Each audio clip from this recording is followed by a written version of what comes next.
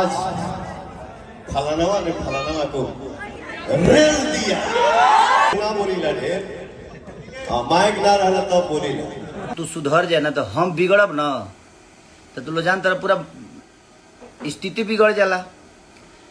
तो हम भैया से अपने बड़े भैया से रिक्वेस्ट करेंगे कि अभी हमारे भोजपुरी में दो बड़े सुपरस्टार खेसारी लाल यादव और पवन सिंह के बीच फिर से विवाद देखने को मिल रहा है। इसको लेकर आपका क्या रिएक्शन है?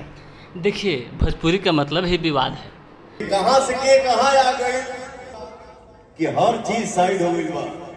किसी चीज से किसी चीज को जाना जाता है, लेकिन इस चीज से उस चीज को जाना जा रहा है। विवाद तो होते ही रहता है, लेकिन विवाद करने वाला क्या कीजिएगा। देखिए, विवाद दोनों तरह से होता है। आने वाले लोगों को थोड़ा सा समझाइए, न तो हम खुलब तो खुल जाइए। हम तो तारा लोग सब जना के पता है हम खुलब तो खुल जाए। जो कि है एक खेसारी लाल यादव और पवन सिंह, ये दोनों सुपर स्टार हैं। ये सुपर स्टार का मतलब कि अपने में विवाद करते रहते हैं इन लोग, लेकिन ऐसा नहीं चाहिए कि विवाद हो भोजपुरी में। भोजपुरी के आप लोग बढ़िया से आगे बढ़ाइए, बहुत अच्छे अच्छे गाना लाइए। ये सब अश्लीलता के बारे में आप लोग इतना बड़ा सुपर स्टार हो गए, अब आप लोग ये सब काम कर रहे हैं। ये सब जनता के बहुत गलत प्रभाव पड़ रहा है इस पर।